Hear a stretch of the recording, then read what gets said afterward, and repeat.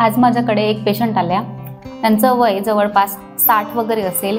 त्यांचं काम हे हातमजुरी करणे, पण काही 1 वर्षापासून त्या घरीच आहेत. त्या माझ्याकडे हा त्रास घेऊन आल्यात की डावा पाय आहे दुखतो. डावा पाय हा मागच्या बाजूने मोडत नाही.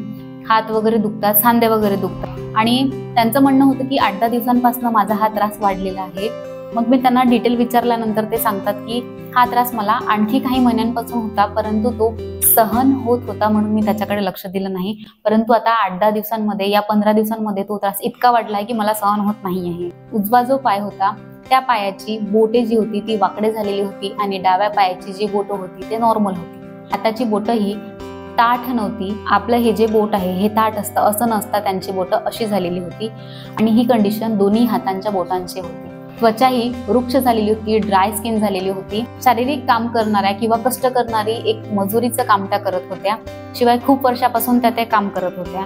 स्त्रियांचं असं होतं किंवा पुरुषांचंही की भरपूर वर्ष ते काम करतात, जास्त शारीरिक काम करण्याची त्यांना सवय असते. त्यांचं त्याच कामामध्ये भरपूरदा अंग दुखणे, हातपाय दुखणे हा त्रास त्यांना होत राहत असतो.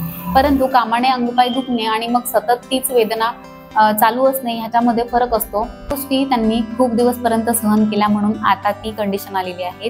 ही जी परिस्थिती होती याला आयुर्वेदामध्ये आमवात असं म्हणतात. लक्षणे लक्षात आल्यास आपण त्याची चांगल्या प्रकारे चिकित्सा करून व्याधी लवकरात लवकर बरा करू शकतो.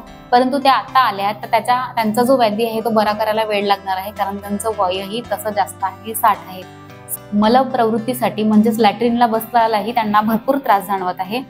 म्हणून माझं तुम्हालाही हेच सांगणं असेल, जर तुम्हाला कोणताही त्रास जाणवत असेल तर त्याला फार वेळ करू नका. तुम्हाला लवकरात लवकर जेव्हाही लक्षणे जाणवतील तेवढ्या लवकर तुम्ही वैद्याकडे जाऊन त्यांचा सल्ला घ्यायला पाहिजे.